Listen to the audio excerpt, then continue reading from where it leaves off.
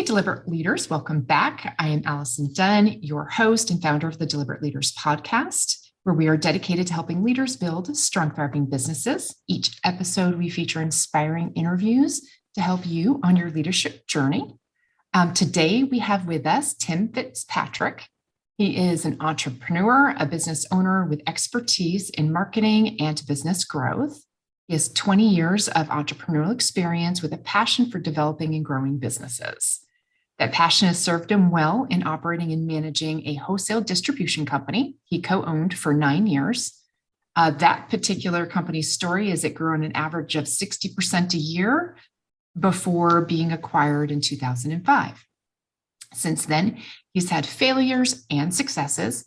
Then he's had valuable lessons learned and experiences. He started Rialto Marketing in 2013 and has been helping small business owners and entrepreneurs eliminate the confusion of marketing using an amazingly simple plan so that they can grow. And doesn't everyone want a simple plan? Tim, thank you so much for joining us here on Deliberate Leaders. Thanks for having me, Allie. I'm excited to dig into this. Outstanding. I love to kick these off. I love people's insights as to their number one leadership tip that they'd like to give our listeners today. Oh, man, that's a great question. I would say surround yourself with people that are better than you. That's a solid. Just to make sure that I understand, how does that show up in your life? So surrounding yourself with people, is that on your staff, personal life, Look, nobody has all the answers. There are people, we all have skills. We all have weaknesses. If you can surround yourself with people that are great at what you are weak at, I think you will succeed. I completely agree. I love my team and thank goodness I have them, right? Yeah. So we're diving into the top topics all marketing today. So tell us a little bit about your background so that we can understand and drive the conversation from there. Yeah. So you had touched on my early entrepreneurial journey. When I graduated from college, I was not, an entrepreneur. As a kid, I had no idea what I wanted to do. I ended up working with my dad. My dad had been in business for a long time. I said, hey, I'm going to help you out for 3 months if you'll have me. And that'll give me time to figure out what the heck I want to do with my life. Well, after 3 months, I was hooked. I loved it. And I said, look, if you'll have me, I would love to continue doing this. And so I managed the distribution company. My dad had a related business that was a manufacturer's representative company. And I managed the distribution company on a day-to-day basis. And we grew 60% a year. When I started, I was the first full-time employee. When we sold, we had 3 locations and about 25 employees. It was an amazing experience. I learned so much doing that. And it was all real world stuff, right? It wasn't hypothetical in the classroom stuff. It was day in, day out, hitting the streets kind of knowledge that I picked up. When I got out of that, I got into real estate. I totally shifted gears, and this was in 2010. And most people go, dude, Tim, what were you thinking? But I've always felt like every market has opportunities. And in that one, it was foreclosures and short sales. And so I started knocking on people's doors who were in foreclosure. And I started doing short sale business, selling houses for less than what they were worth, working with the bank. Man, I learned a ton. I put myself outside my comfort zone, but I did not like it. And 2.5, 3 years in, I was like dreading every day. And I said, I have to do something different. What's the point in owning a business if you don't love it? And so that's when I looked at, what I love doing, where my skill sets were, what I loved about distribution. And that's when I got into marketing, and that's what we're doing today, And so we focus primarily on helping people get the fundamentals in place that so many people skip. Yeah. And from there, then you can start to manage your plan and start to get tactical. But man, it's so easy to skip the fundamentals. It certainly is. Super curious, just so I can get the background. What was the industry of the distribution company that you were in? We sold consumer electronics. So we sold home theater equipment.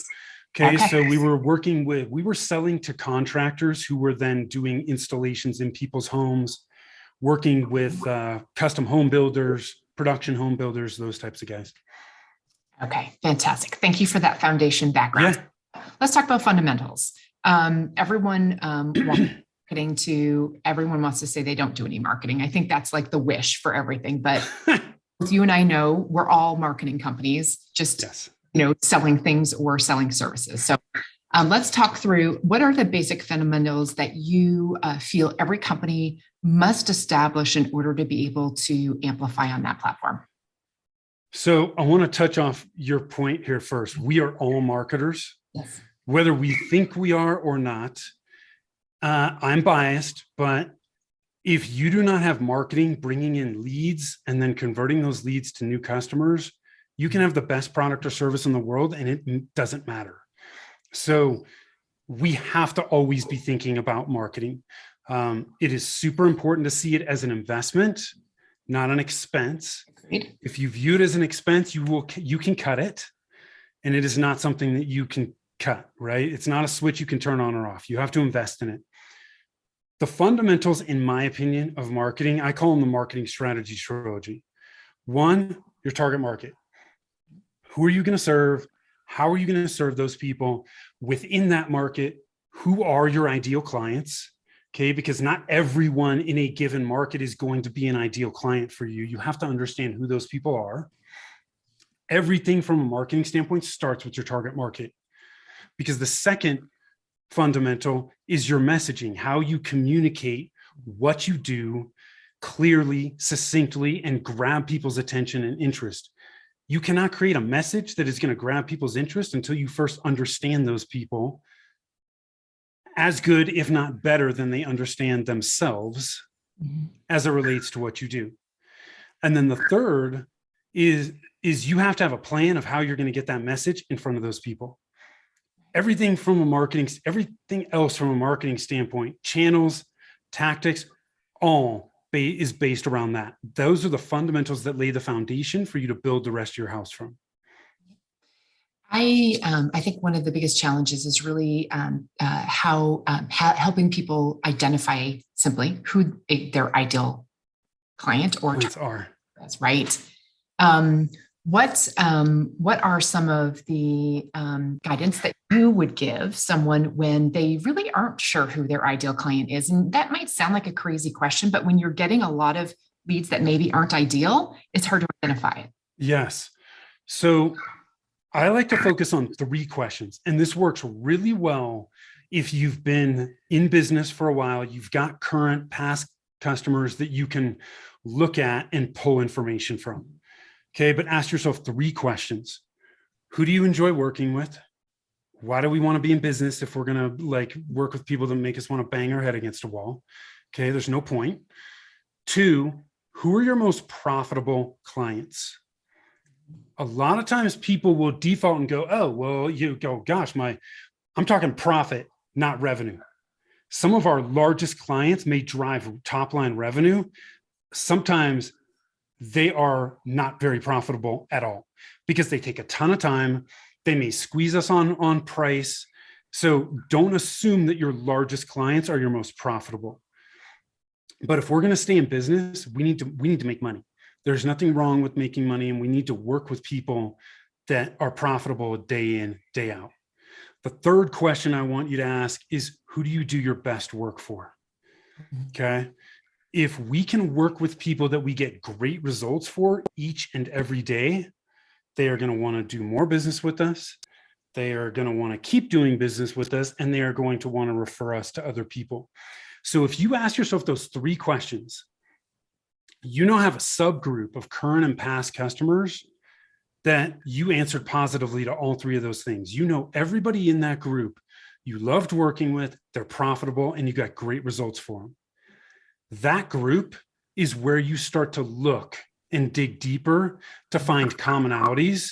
And those commonalities, typically 1 to 3 groups, subgroups from there come to the surface. Those are your ideal clients. Okay. So you take that subgroup and then you can start to dig into what are the demographics, right? What are the numbers behind those people to help you start to identify what they're like? The psychographics. What are their thoughts? their feelings, the problems that they have, the results they're looking for as it relates to what you do. What's their behavior like? Like what are they, how do they buy? What types of people are they? When you understand all of those things and you start to dig into that subgroup, those commonalities will come up and you go, oh, well, here's a group that's got these commonalities. Cool. Okay. Then there's another. You shouldn't have more than 3. You need to keep this narrow, right? But when you do that, you now have 1 to 3 ideal client types for people that you've already worked with. And you know that you do great work, they're profitable, and you love working with them. Why would you not want to start working with more of those people? So now that we hopefully have identified a couple of up to 3, I'd say I can't think of a lot of industries that would have more than 3, but I can't either. Some companies, at least if they only have 1, then maybe they should consider developing a new one, right? Because there's that. See, as long as there are enough of those people, it's totally okay to focus on 1. Okay. Frankly, I think it's easier to focus on 1 and get that going and then start to expand out from there, right? So one of our clients right now serves vets and dentists. She chose to focus on vets first, and she's gaining traction there, right? If she had split them and tried to focus on them both at the same time, she might not be getting quite as much traction with the one as she is right now. So, part of that, I think, depends on where you're at and the resources that you have. Okay. So we've identified who our target is. What would be your next mandatory step that all businesses need, whether they're business to business or business to consumer or consumer to consumer? Yeah. So with target market, once you've identified who your 1 to 3 ideal client types are, now you are empowered to start to create a list of where the heck those people are. Right? Where do they congregate, online and offline? You can't create that list until you first understand who the heck these people are, right? Once you understand who they are, now you can start to create a list of where they are. And when you have a list of where they are, now you know where you can, not necessarily where you are going to be. Sometimes you have to pick and choose, but now you know where you can be to get in front of your ideal clients. Look, we're talking about this. It's like, oh my God, this is so simple. No, hardly anybody does this, right? But I'll give you an example. I have a target market workshop that I do, and just for giggles, I said, look, I'm going to pretend that I serve chiropractors. Okay. So when I was preparing the slide deck for it, I said, I'm serving chiropractors. I jumped online, and what did I start looking for? I started looking for associations, chiropractic associations. I started looking for chiropractic forums, blogs, email lists, influencers in the space, podcasts, trade shows, manufacturers that produce chiropractic equipment. I had a list of 15 different places in about 10 to 15 minutes. So, Ali, if I had spent an hour, I easily would have had 2 or 3 pages, probably 40 to 50 different places that I could be if I wanted to get in front of chiropractors. I like how I'm kind of drilled down, because my next question is now that we know there's all these opportunities, how can we make, when I ask people if they have when I ask them if they have a business plan, they say, you mean written down? Yes. I feel like I often get more of I kind of have a marketing plan. We have a marketing budget. So let's talk through how to create a simple marketing plan that you can track whether it's effective or not, and some of the ways to do that and things that they should think about going into that. Because I think you just pulled some ideas, but let's kind of pull it together. So I look at marketing plans in 90-day sprints. Okay. Love that. For a number of reasons. One, it's so easy to overcomplicate marketing. If you try to put together a year-long plan, there's too many pages, there's too many moving pieces. And frankly, our businesses are evolving and changing so rapidly. you're never going to get to the end of that year-long marketing plan without making all kinds of changes. So why not keep it simple? 90-day sprints. 90 days is long enough to start seeing whether you're gaining traction. It's short enough where you can start to make course corrections and wash, rinse, and repeat. So we use a 6-step marketing plan. Okay. This is like, you can do this on one page. All right. Okay. So first step, target market. I want you to at least put down on paper a paragraph or two for each ideal client type you have. Who the heck are they? Okay. If you have a paragraph of each of your 1 to 3 ideal client types, you're like ahead of 90% of businesses, because most people don't even write this down. But it's on the plan because I want it to be top of mind who you intend to work with. Second is, what's my goal? What is my marketing goal for the next 90 days? It needs to be specific, measurable. It's going to be time bound because this is a 90-day plan. So this might be, I intend to bring on 5 new clients in the next 90 days. The thing that I always tell people about a goal like this, it's outcome based. Are there things beyond my control that can impact my ability to hit that? Absolutely. All kinds of things. So I don't like people to get too attached to that. I like them to focus more on what they're going to implement in the plan and what they can control. But I do think we need to keep top of mind where we intend to go. 3, what's my budget and my resources? My budget and my resources are going to determine what I can bite off in my plan, right? If I have $500 a month and 4 hours of my time a week, well, I can only do so much. But if I have $20,000 a month and a staff of 3 people that have 8 hours a week, right? Well, man, I have a lot more at my disposal. So we need to have an understanding of what we have to work with. The other thing we also have to consider when we're looking at staff time is capabilities. If you're on my team, Allie, and I say to you, hey, you've got 8 hours a week, I want you to start managing LinkedIn. And you're like, what? LinkedIn? What's that? Well, I either need to level up those skills or I need to find something else for you to do, right? So we do need to make sure that we put people in the right seats or right roles from a marketing standpoint as well. Important to have the skills to do it, right? Yeah, absolutely. So our 4th step is, what's our current marketing plan? And you already touched on this, Ali. You said, gosh, most people don't really have a plan. That's totally okay.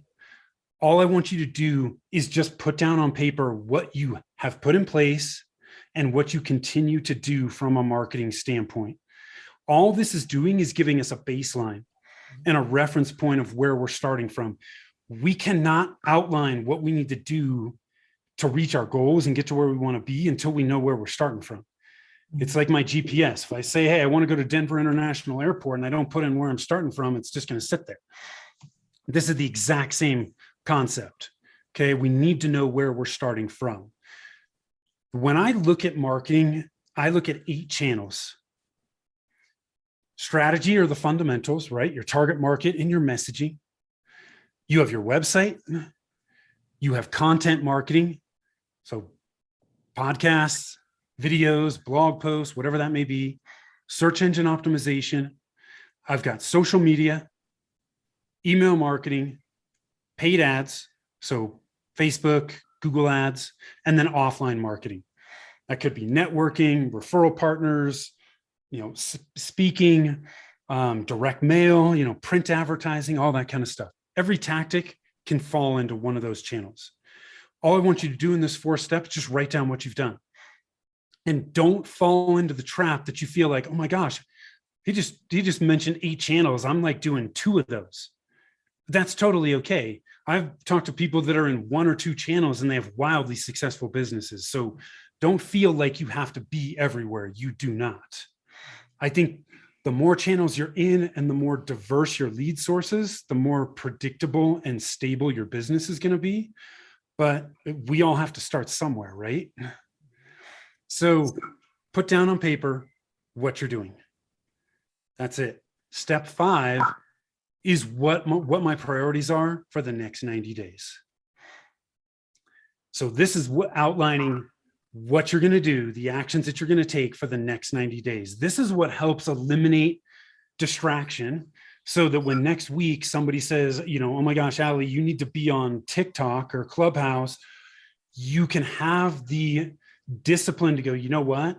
Yes or no? Yes or no. Yeah. And if you do say yes, you have a firm understanding of what you may be saying no to in your plan, or you can at least say, you know what? That might not be a bad idea. I'm going to put that on my list, but I'm not going to implement. I'm not going to even look at that until I finish what I said I was currently going to implement. It keeps you focused, right?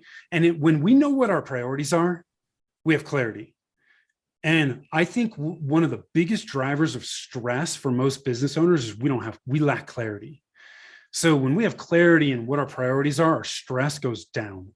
And when our stress is down, it's just, it's so much easier running a business, right? Right. So that's why planning, not just planning from a marketing standpoint, just planning period, is so, so important. One of the common questions I get when I talk about priorities is people say, well, this is great, but how do I know what the hell to focus on? Part of that is determined by where you're at, that baseline, and what you have to work with. One of the tools, and I'll give you a landing page at the end here that has some free resources. One of the resources that is in there is a tool I call the Marketing Evolution Index Checklist, which looks at these different channels, and it just highlights some of the basic elements that you need to have at phase 1, 2, and 3. So they can use that as kind of a guidepost and go, gosh, I've got my website. Yep, I've got these elements. Cool. I can move to phase 2. But you really shouldn't be moving to phase 2 elements in your website if you're missing phase 1. Okay, so that is a super valuable tool. But the other thing that I'll also tell people, there's some low-hanging fruit here.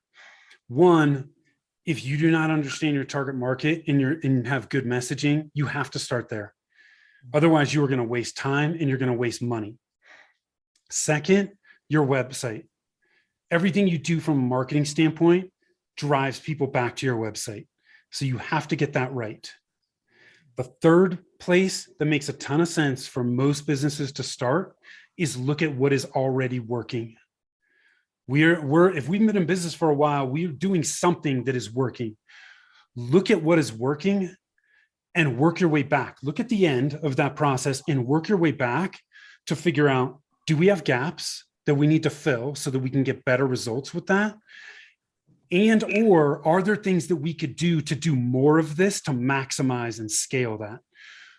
I don't think you really have much business jumping into a bunch of other channels until you fully optimized what's already working. That's the easiest way to get immediate results with your marketing. So you've that process, 6-step process is fantastic. I think you said 7 or 8 channels to be in and what to focus on. That's also super helpful. One of the things that, even me who coaches and trains on these things, it's sometimes hard to track what is being successful. So what are some of the simple ways and figure out if you're getting the conversion, if you're drawing the correct type of ideal client, and to figure out when you're not? Yes. So that's the metrics are the 6th step in that plan. Okay. A lot of people that I talk to don't know whether their marketing is working, and it's because they don't have metrics that they're actually tracking. And without metrics, we can't make knowledgeable decisions about what course we need to take. So metrics are really important. The challenge with marketing metrics is there are so many vanity metrics out there that don't mean a damn thing. So, I want you to I want you to give me an example because I want you to understand this. I'll give you some perfect vanity metrics. Okay. How many people visit my website? Yep. How many followers I have on Facebook or Instagram, or pick the social media channel? How many people are on my email list? Those are all vanity metrics. There are influencers on social media that have tens of thousands, hundreds of thousands, million plus followers that are doing next to no business. So who the hell cares? Okay. If your marketing is not generating leads that are then converting to customers, then none of that stuff matters. So I think the easiest place, there are a lot of metrics you can track, and you can start to get, look, I was a math major, okay? I can dig into the weeds on this stuff, but I think we need to start off slow and then we can expand. There are 3 metrics that I think make the most sense to start. 1, leads. How many leads are you generating each and every month? Now, the one thing you need to think about here is, okay, what's a lead? Right? For some businesses, they define it differently than others. So I'll give you an example. For my business, okay, if somebody signs up for our email list, that is not a lead. Somebody only becomes a lead for my business when they raise their hand and say, yes, I want to have a free consultation. Okay. Before that, they are not a lead. We're nurturing them in some way, shape, or form, but they are not a lead until they raise their hand and say, I'm interested in talking to you. That's the point when they become a lead. So whatever that threshold is, you need to define that threshold so that you can clearly identify who's a lead and who's not. But there's a lot of people we talk to, they don't know how many leads they're generating each month. That's 1. 2, lead source. Where are the leads that are coming from?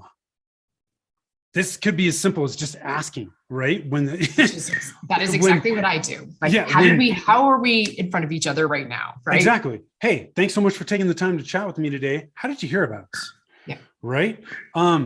It can be as simple as that, but that tells you where people are finding out about you and where they're coming from, which is going to tell you what channels, what tactics you're using that are actually working.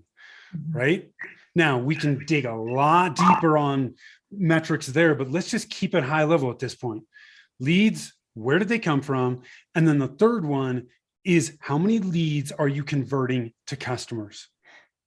Do I need to talk to 10 people to get 1 customer? Do I need to talk to 5 or 3?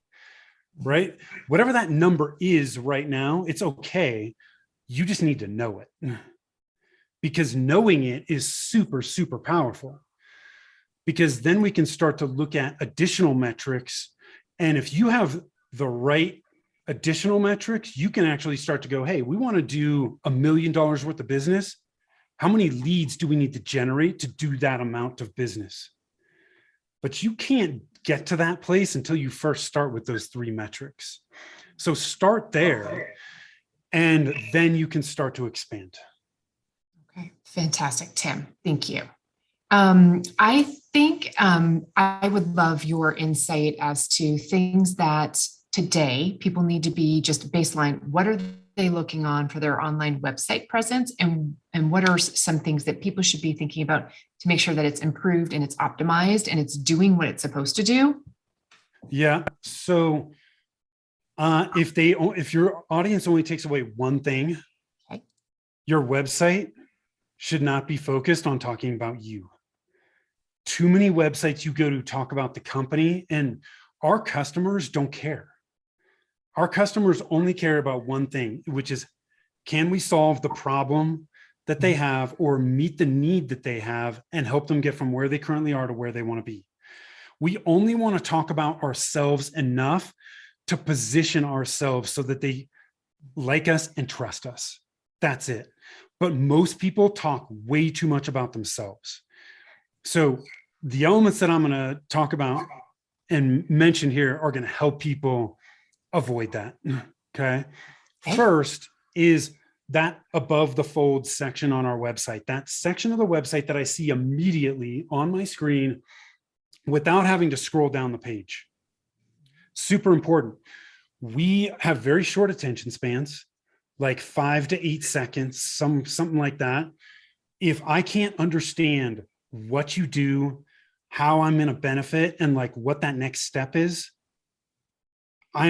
nobody is going to scroll down the rest of the page. They're going to go back to the search results and find somebody else. Okay.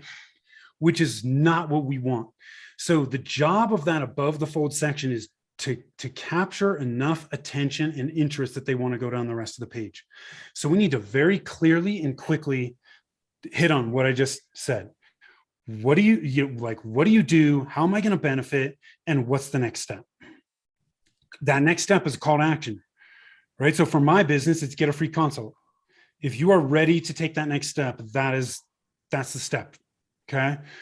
For other businesses, if it's an e-commerce business, it's probably shop now, right? Or buy now, or it might be schedule an appointment, something like that. That's the above the fold content. Second, we need to talk about in some content block on your homepage, like, what do your prospects have at risk if they don't work with you? What pains are they going to continue to experience? What problems or failures are they going to encounter if they choose not to work with you? We need to let people know what they have at risk. That's 2. 3, what do they have to gain, right? What's the value proposition? What are the benefits that I can expect? What are the results that I'm going to see? We can't assume that they know what it's going to look like when they work with us. We need to paint the picture of what that looks like in their head. So we need to talk about that. Next, we need to let them know what the plan is. If I'm going to work with you, what are the 3, maybe 4 steps that I'm going to take in that process? So, I'm sure it's the same with you, Allie, as it is with me. When somebody works with us, we do a ton of stuff. I don't want to put that laundry list on my homepage. They're going to just get overwhelmed and be like, oh my God, no, I'm not signing up for that. So we need to just focus on step 1, 2, 3, right? So for us, that's, talk with us, get a plan, grow your business with less stress, right? Mm-hmm. That's it. We're focusing on those first couple steps, and then we're focusing on a benefit, painting that picture of what it's going to look like. And then from there, you can expand upon each step if you want to, but just give people an idea of what it's going to look like. We need to have credibility and authority elements. So testimonials, associations that you belong to, certifications you have, awards you've won. Do you work with high profile clients? If you work with high profile clients and they're willing to let you use their logos, that can be a great way to establish credibility. It's like, hey, maybe I've never heard of you, but you worked with Apple or Facebook or whatever, which by the way, I don't think they let you use their logo. But as an example, right? If I know, or I've heard of some of the people you work with, that knowledge and that credibility of that other business starts to transfer over to you. We don't need a ton of these sections, couple. You don't need 10 testimonials, just put 2 to 3 up there. It's just enough to get people going, oh, okay, yeah, they're legit. They know what they're doing, right? So we've got to have that. Transitional call to action. When people come to our website, if they're not ready, in my case, to get a free consult, if I don't have something to offer them that is of value, they're leaving. I didn't capture their contact information, and I'm relying on them to come back. Well, they probably visited 10 or 15 websites. They're never going to remember. But if I offer them, a cheat sheet, a 5-day email challenge, or a masterclass of some kind, something like that, they give me their name, their email. Now I'm continuing to help them. I'm doing my best to serve them, but now I can continue to nurture them and build that relationship so that when they are ready, hopefully they think of me first and reach out. That's another super, super important element. Those are the main ones. There's a lot of other elements that you could certainly have, but man, if your audience puts those elements on their homepage, their website is going to be better than most of their competitors. I guarantee it. Yeah. Thank you for kind of walking through kind of the critical things that all businesses that have websites needs to be thinking about. Yeah. I think a common question that I get is, what is the correct level of an investment for marketing? So if you could give me just a general sense of what your thinking is on that, that would be super helpful. Yeah. And I'll give you my answer. It depends. You're like, oh God, Tim, why can't you just give me a number? That's my answer. I say yes, it depends. Do you want to it grow? does depend, Do you not want to grow? I'll tell your audience why it depends. As a general rule of thumb, the numbers that I see thrown out there are between 5 to 10% of revenue. Now, the reason it depends is, one, what are your goals, right? If you want to 10x your business, well, you're going to have to invest a hell of a lot more money than somebody that is at the same place that wants to 2x their business. Okay. The other thing is, what's your net profit? Companies that have significantly higher net profits can afford to invest more in marketing than people that have very low margins. So it's not just, you can't get prescriptive and go, you need to do 10%. I think you can use that as maybe a general guideline, but until you really look at your specific situation and what you want to accomplish, how profitable you are, your situation, you can't really identify exactly what you need to do. Does that make sense? It rings true to things I typically say. So yeah. Okay. Different than that. Very helpful. I know that people, it's a common question of how much is the right amount, and it depends on your goals. It does. Like in our plans, when we put plans together for clients, a lot of clients say, well, how much do I need to spend? And I always flip it back. I'm not going to put that number in your mouth, because look, if I tell you have to spend 10 grand a month and you were thinking 5 and you're like, no way, you're never going to buy into that. So you have to be bought into it. I can help guide you through that. And if you think you need to spend 5, but I really believe you need to spend 10, I'll tell you why. But at the end of the day, it's your business. You got to make that decision. I'm just here as a consultant to help guide you through that. Yeah, fantastic. Tim, you mentioned sometime during the interview that you would provide a URL to some tools and tips. And I don't know if it's easy enough to say, or I can include it in the show notes, which I will do. Yeah, I'll get you the link, but it is easy enough. Perfect. So if people go to rialtomarketing.com, which is RIALTO marketing.com/deliberate-leaders. Oh, deliberate leaders. There are free resources there on some of the fundamentals that we dug into today. If people are looking at it and they're like, oh my God, my head's spinning, click the get a free consultation button that is on that page. And I'll be happy to talk to you and give you some clarity on what your next step should be based on where you are. Okay, fantastic. So Rialto Marketing is also your .com for your website as well. Yes. Are any other places that folks who would choose to follow you, where would that be? In the footer of our website, links to all our social channels. We produce a ton of content. We've got a podcast. People can access that all from our site. If you want to connect with me personally, the best place is LinkedIn. Go to linkedin.com/in/Tim, P as in Paul, Fitzpatrick. Okay, fantastic. Tim, super appreciate you sharing all of your expertise with us here today on Deliberate Leaders.